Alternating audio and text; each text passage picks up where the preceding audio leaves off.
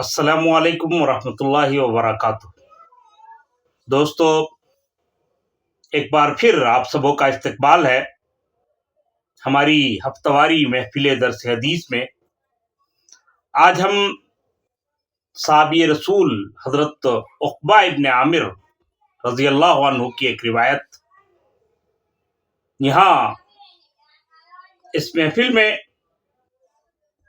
پڑھنے اور سننے جا رہے ہیں۔ حضرت عقبہ ابن عامر رضی اللہ عنہ بیان کرتے ہیں کہ میں رسول اللہ صلی اللہ علیہ وسلم سے ملاقات کرنے کے لیے گیا، اور آپ سے ملاقات کے بعد میں نے عرض کیا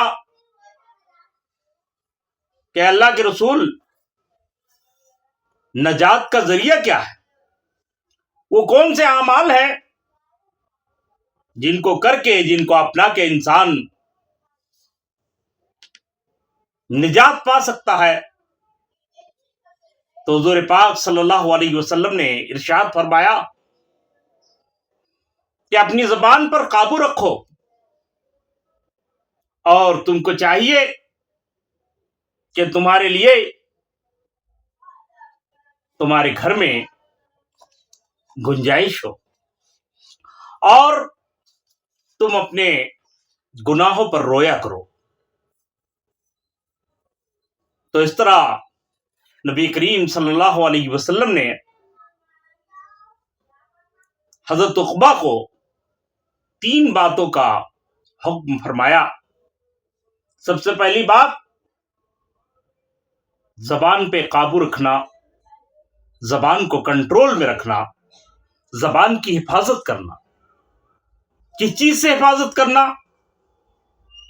تو ہر غلط بات سے زبان کی حفاظت کرنا، جھوٹ سے، چگلی سے، الزام تراشی سے، بہتان سے، ایسی باتوں سے کہ جن کی وجہ سے اس زمین پر فتنہ و فساد پھیلے، خاندانوں میں پھوٹ پڑے۔ گویا تمام تر ایسی باتیں جو انسانیت کے لیے مضر ہے، انسانوں کے لیے مضر ہے، جو غلط ہیں، ان سے زبان کی حفاظت کرنی ہے۔ دوسری چیز جس کا نبی کریم صلی اللہ علیہ وسلم نے حضرت عقبہ کو حکم دیا، وہ تھی وَلْيَسَعْكَ بَيْتُكَ، اور تمہارے لیے تمہارے گھر میں وسعت ہو، گنجائش ہو، یعنی گھر اور گھر والوں سے تم کو تعلق خاطر ہو، تمہارا گھر تمہارے لیے باعث سکون ہو، باعث اطمینان ہو۔ جب تم نوکری سے، کاروبار سے اور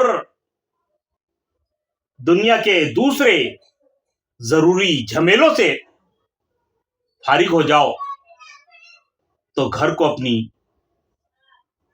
پناہ گاہ بناؤ، اور گھر کے کام کاج، گھر والوں کی تعلیم و تربیت کی طرف توجہ کرو۔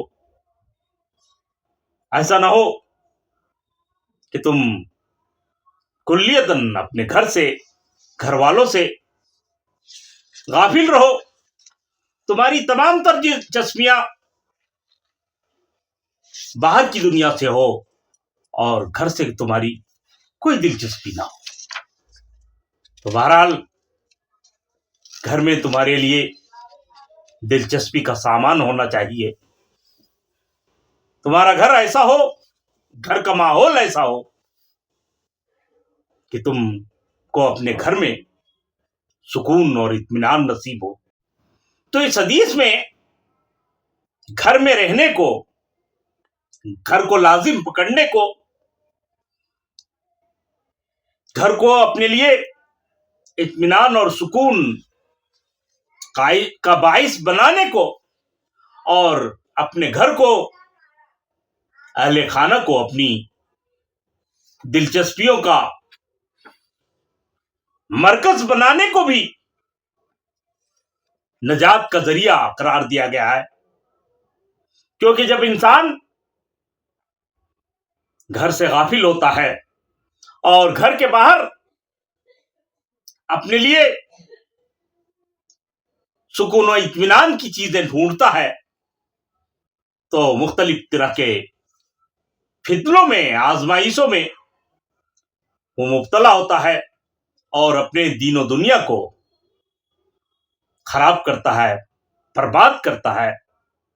اس لیے نبی کریم صلی اللہ علیہ وسلم نے اپنے گھر کو اپنی دلچسپیوں کا مرکز بنانے اور اپنے گھر میں اپنے لیے گنجائش رکھنے کو بھی نجات کا ذریعہ قرار دیا ہے۔ تیسری چیز جس کا نبی کریم صلی اللہ علیہ وسلم نے ذکر فرمایا ہے وہ یہ ہے کہ اپنے گناہوں پر رویا کرو۔ انسان بار بار، ہمیشہ، ہر روز مختلف قسم کے گناہوں میں مبتلا ہوتا ہے، اس سے جانے انجانے میں غلطیاں، خطائیں سرزد ہوتی ہیں۔ اس حدیث میں کہا جا رہا ہے کہ انسان کو اپنے گناہوں پر نادم ہونا چاہیے، شرمندہ ہونا چاہیے، توبہ و استغفار کرنا چاہیے اور مغفرت کے لیے اللہ کے حضور رونا چاہیے۔ ایک دوسری حدیث میں نبی کریم صلی اللہ علیہ وسلم نے ارشاد فرمایا ہے کہ خوف خدا سے رونے والی آنکھ کو جہنم کی آگ نہیں چھو سکتی۔